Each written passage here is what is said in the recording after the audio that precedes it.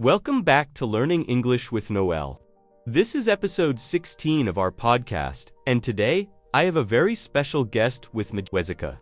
We're going to spend the next hour or maybe even 2 hours talking about one of my favorite topics in the world: food. Yes, food and eating out. This is something that connects all of us, no matter where we come from, because everybody eats, right? And when we talk about food, we also talk about culture, family, memories, travel, basically life itself. So, Jesica, first of all, welcome to the show. Thank you so much, Noel. I'm really excited to be here. And you're right, food is such a universal topic.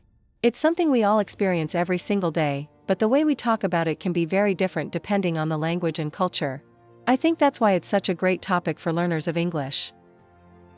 Exactly. And before we dive into vocabulary and expressions, let's start with something simple. Jesica, do you consider yourself a food lover? Like, are you the type of person who always thinks about what the next meal is going to be?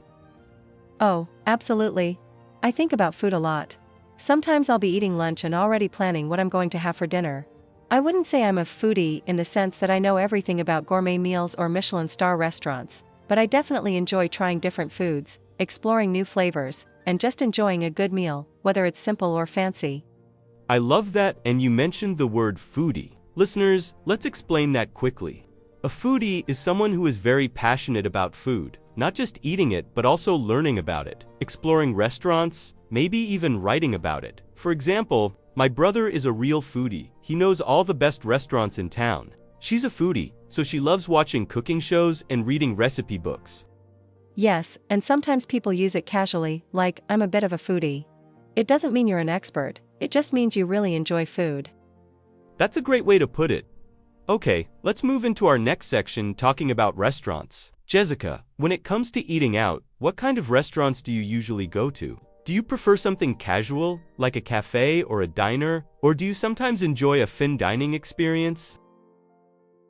That's a really good question. For me, it really depends on the occasion. Most of the time, I go for casual dining, like a nice cafe where you can have a sandwich, a bowl of soup, or maybe some pasta. I like the relaxed atmosphere where you don't feel pressured to dress up or act too formal. But if there's a special occasion, like a birthday or an anniversary, then I enjoy fine dining. You know, the kind of restaurant where they set the table with multiple forks and knives, and the waiter presents the menu like it's a ceremony. Yes, I know exactly what you mean. And sometimes those places use very fancy language on the menu, which can be confusing for English learners. For example, instead of saying chicken soup, they might say a hearty broth infused with herbs and tender poultry. Oh yes, that's so true. And learners, don't feel intimidated by those words. Usually, you can just ask the waiter, what exactly is this dish, or, could you explain what's in it? That's perfectly normal. Exactly. And speaking of waiters, when you go to a restaurant in an English-speaking country, the waiter will probably ask you something like, how many people are in your party? Jesica, do you know what that means? Yes. It means, how many people are with you? Your party here doesn't mean a celebration, it means your group. For example, if it's just you and a friend, you can say, 2, please. Perfect explanation. So, learners, remember this. Party in a restaurant context equals your group. Exactly. And another phrase you often hear is, do you have a reservation? That means, did you book a table in advance? If you didn't, you can say, no, we don't. Do you have any tables available? That's really useful.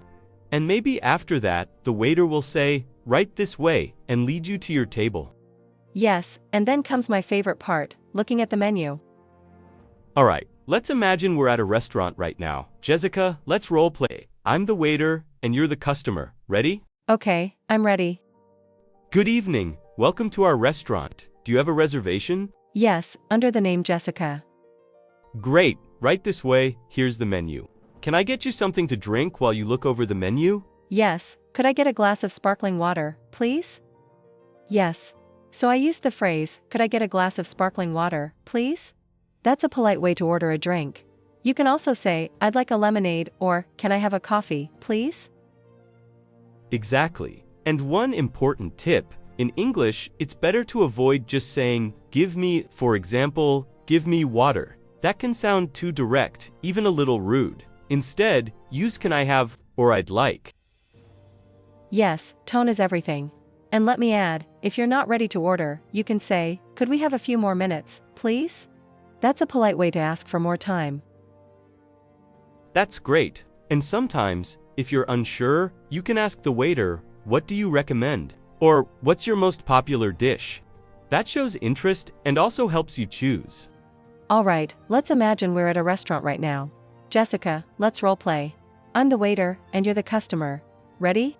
That's great. And sometimes, if you're unsure, you can ask the waiter, "What do you recommend?" Or, "What's your most popular dish?" That shows interest and also helps you choose. Exactly. I actually do that a lot when I travel.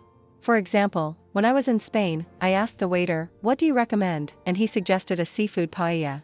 It was absolutely delicious, and I might not have chosen it if I hadn't asked. That's such a good point. Asking for recommendations can make your meal more authentic and memorable. Jessica, let's move from restaurants to street food. Do you enjoy street food? Yes, I love street food. In fact, sometimes I think street food is even more interesting than restaurant food. It's quick, affordable, and it often represents the culture of a place. For example, when I visited Thailand, I ate pad thai from a street stall for only a couple of dollars, and it was one of the best meals of my life. That's amazing. And you're right, street food is often connected to local traditions. In Mexico, for example, you can find tacos sold on almost every corner. In Korea, there's tteokbokki, which are spicy rice cakes. In the US, especially in cities like New York, you have hot dogs and pretzels from street carts. Yes, and I think the experience is part of the fun. You're standing outside, maybe surrounded by people, you can smell the food cooking right in front of you. It's so different from sitting at a fancy restaurant. Definitely, I think our learners should know some useful phrases here too. For example, we often say to grab a bite. That means to eat something quickly and usually casually. For example, I grabbed a bite before going to work. Let's grab a bite after the movie. Yes, and there's also grab a snack. That means to eat something small. Like, I grabbed a snack before class. There are some snacks in the kitchen if you're hungry. Perfect examples. And here's another useful phrase, finger food. This means food that you can eat with your hands without needing a fork or knife. Like chicken wings, sandwiches, or spring rolls. Exactly. And at parties, people often serve finger food because it's easy for guests to eat while standing and talking. Alright, Jessica, we've talked about restaurants and street food, but let's go back home for a moment. Do you enjoy cooking at home? Yes, I really do. For me, cooking is more than just preparing food, it's almost like therapy. After a stressful day, I like to put on some relaxing music, chop vegetables, and slowly prepare a meal. It helps me feel calm. I know exactly what you mean. Cooking can be very meditative. So what kinds of dishes do you usually cook? I usually go for simple but healthy meals. For example, stir-fried vegetables with chicken, or pasta with tomato sauce. Sometimes I make soup with tofu and mushrooms. On weekends, if I have more time, I try baking, things like banana bread or cookies. I usually go for simple but healthy meals. For example, stir-fried vegetables with chicken or pasta with tomato sauce. Sometimes I make soup with tofu and mushrooms. On weekends, if I have more time, I try baking things like banana bread or cookies. Yes. And baking means cooking food in the oven, like bread, cakes, or cookies. For example, she baked a chocolate cake for her friend's birthday. I love the smell of freshly baked bread. Perfect. And there are other common cooking verbs learners should know. To chop vegetables, to boil pasta, to fry eggs, to grill meat, to roast chicken. Yes, and another useful phrase is home-cooked meal. For example, there's nothing better than a home-cooked meal. I miss my mom's home-cooked meals. That's such a warm phrase. A home-cooked meal always feels special. And here's another fun phrase, to whip something up. It means to make something quickly and without much effort. For example, I didn't have much time, so I whipped up some scrambled eggs. She whipped up a salad for lunch. That's a great one. And I think we should end this part with a story. Jessica, do you have a funny cooking story? Yes. One time I tried baking cookies, but I forgot to add sugar. They looked perfect and smelled wonderful, but when I tasted them, they were terrible. My friends still laugh about my no-sugar cookies. That's great. My story is when I added too much salt to a soup, I thought something was missing, so I kept adding salt. In the end, it was like drinking ocean water. Nobody could eat it. Oh no. But you know, those mistakes are part of the fun of cooking. Jessica, we've talked about main dishes, street food, and cooking at home. But I think we can't ignore one of the best parts of eating dessert. Do you have a sweet tooth? Yes, I definitely do. I love sweets. I don't eat dessert every day, but when I do, I enjoy it a lot. For example, I really love chocolate cake, cheesecake, and ice cream. I think ice cream is my favorite because there are so many flavors to choose from. Yes, I definitely do. I love sweets. I don't eat dessert every day, but when I do, I enjoy it a lot. For example, I really love chocolate cake, cheesecake, and ice cream. I think ice cream is my favorite because there are so many flavors to choose from. Exactly. And if you don't really like sweet foods, you can say, I don't have much of a sweet tooth. That's a useful phrase. So, Jessica, do you usually eat dessert at restaurants, or do you prefer making something at home? That's a useful phrase. So, Jessica, do you usually eat dessert at restaurants, or do you prefer making something at home? Honestly, both. At restaurants, I sometimes share dessert with a friend. For example, if we order a chocolate lava cake, we split it, because it's too big for one person. At home, I like to make simple desserts, like fruit salad or yogurt with honey and nuts. It doesn't take long, and it's healthier. That's true. And for learners, dessert vocabulary is great to know. For example, pastry means baked goods like croissants, daniches, or pies. Custard is a sweet, creamy dessert made with eggs and milk, and sorbet is like ice cream but made with fruit juice and no milk. Yes, and another important word is treat. A treat is something special you don't eat all the time. For example, having cake is a treat. He bought himself an ice cream as a treat after work. That's a good one. Do you have any funny or memorable dessert stories? Yes. One time I went to a cafe with a friend, and we ordered a giant ice cream sundae to share. It was so big it came in a glass bowl the size of my head. People at other tables were staring and laughing at us. We couldn't finish it, but it was a fun experience. That's a good one. For me, I remember eating baklava for the first time in Turkey. It's a very sweet pastry made with honey, nuts, and thin layers of pastry dough. At first, I thought it was too sweet, but after a while, I started craving it every day. Yes, that's the thing with desserts, they can be addictive. Jesica, food isn't just about tasty, it's also about culture. Every country has its own food traditions. Can you share something about food culture from your background? Sure. In my family, food is always connected to family gatherings. For example, every Sunday we used to have a big family lunch. Everyone would bring a dish. My mom would cook the main meal, my grandmother would make soup, my aunt would bring salad, and someone else would bring dessert. It wasn't just about eating, it was about being together. That's beautiful. And I think that's true for many cultures. In some places, food is the center of every celebration, weddings, birthdays, holidays. For example, in the US, Thanksgiving is all about food, especially the turkey. In China, during Lunar New Year, families gather to eat dumplings because they symbolize wealth and prosperity. Yes, exactly. And I think food can also show respect. For example, when you invite someone to your house for dinner, you're showing hospitality. In many cultures, offering food is a way of saying, you're welcome here. That's a really good point. And learners, here's a useful phrase, comfort food. Comfort food is food that makes you feel warm, safe, and nostalgic. For example, soup is my comfort food on a cold day. Mac and cheese is classic comfort food in America. Yes, I love that phrase. For me, comfort food is chicken soup. When I was sick as a child, my mom always made chicken soup. So now, whenever I eat it, I feel comforted. That's exactly it. Comfort food is not just about taste, it's about emotion and memory. Yes. Do you know what my comfort food is when I'm away from home? Freshly baked bread. It reminds me of my grandmother's kitchen. That's such a cozy image. And, listeners, remember, when you learn vocabulary about food, you're not just learning words, you're learning about culture and feelings too. Now, let's talk about drinks. Jessica, do you usually drink coffee, tea, or something else? I'm definitely a coffee person. I drink at least 1 cup every morning. I love the smell, the taste, and the energy it gives me. But I also enjoy tea in the afternoon, especially herbal tea.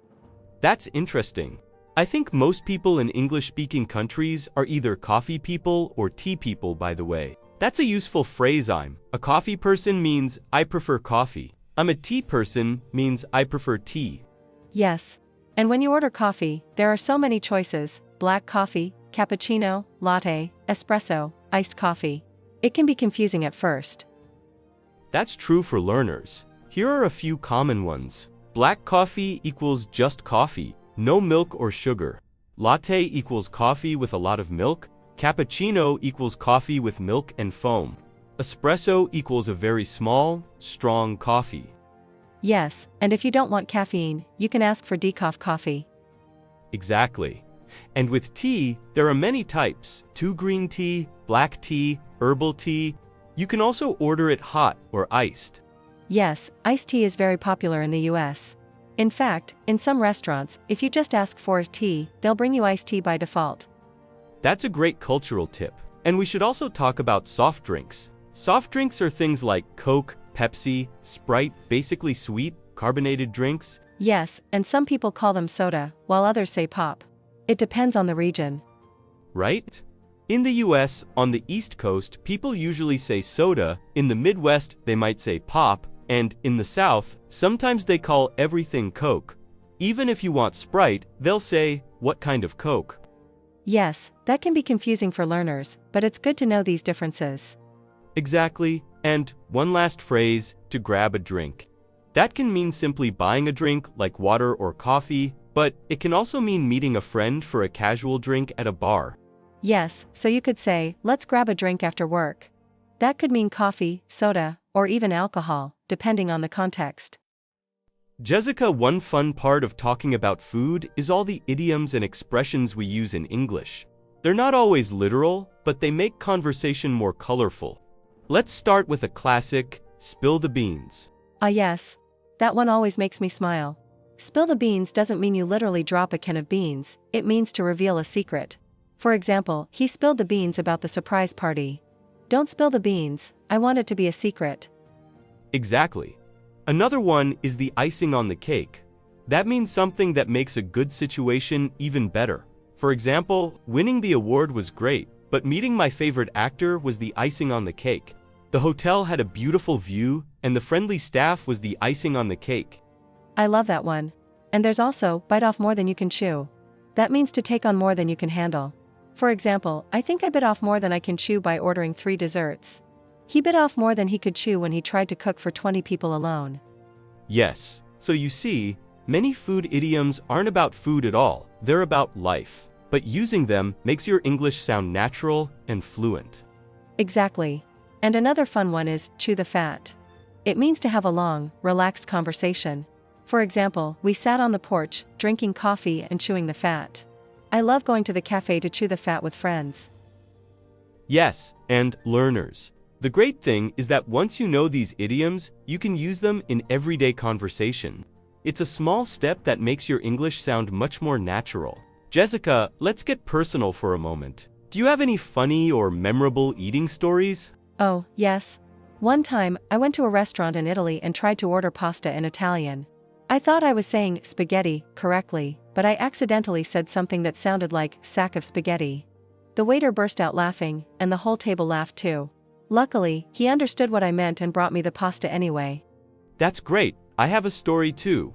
I once tried to eat a very spicy chili pepper in Thailand. I thought I could handle it, but after one bite, my mouth was on fire. I ran to get water and ended up drinking half a bottle. The waiter was laughing, and the locals were cheering. I felt embarrassed, but also it was so funny. Yes, spicy food can be dangerous. And these kinds of experiences are perfect for practicing English. You can describe what happened, how you felt, and even the reactions of other people. For example, I couldn't speak because my mouth was too hot. I was sweating, but I laughed at myself. Exactly. And another thing learners can do is write down or record these stories. Then, you have a natural conversation ready for practice. Jessica, we've touched on traveling for food a bit, but let's expand. Have you had any interesting food experiences while traveling? Yes. When I visited Japan, I tried sushi at a local market. The fish was incredibly fresh. I also tried octopus balls, takoyaki. I wasn't sure if I would like them at first, but they were amazing. I learned so many new words for food, too. That's amazing. Traveling really teaches you both culture and language. For learners, it's useful to describe these experiences in English. For example, I tried a local dish called takoyaki. It's made with octopus and dough. The food was delicious and the experience was unforgettable. Exactly. And sometimes you have to explain dishes to locals who don't speak your language. That's a great way to practice English. For example, it's a dessert made with beans and rice flour. It's a savory pancake filled with vegetables. Yes, and another tip. When traveling, always ask for recommendations. For example, what's your most popular dish? Or what do you recommend? It shows respect for the local culture and usually leads to the best meals. Definitely. And sometimes, the best experiences come from street food or small family-owned restaurants, not big tourist spots. Jessica, finally, let's touch on health and diet. A lot of learners want to talk about healthy eating in English. What phrases or words do you use? I usually say things like balanced diet, low-fat, organic, high-protein, whole grains, and plant-based. For example, I try to eat a balanced diet with vegetables, protein, and whole grains. I prefer organic fruits because they're healthier. Yes, and we also have phrases like cut down on sugar, eat in moderation, and avoid processed foods. For example, I try to cut down on sugar by drinking water instead of soda. It's okay to eat dessert, but always in moderation. Exactly. And learners, don't feel overwhelmed. You can start with small phrases like I eat healthily or I enjoy cooking at home. Then gradually add more vocabulary. Yes, and we also shared many useful expressions like grab a bite, sweet tooth, comfort food, whip something up, and idioms like spill the beans or the icing on the cake. Exactly. So, learners, remember, practice speaking, practice storytelling, and try to use these expressions in real life. Thank you so much for having me, Noel. This was fun. Thank you, Jesica, and thank you listeners for joining us. Don't forget to like, subscribe, and share this episode if you found it useful. See you next time on Learning English with Noel.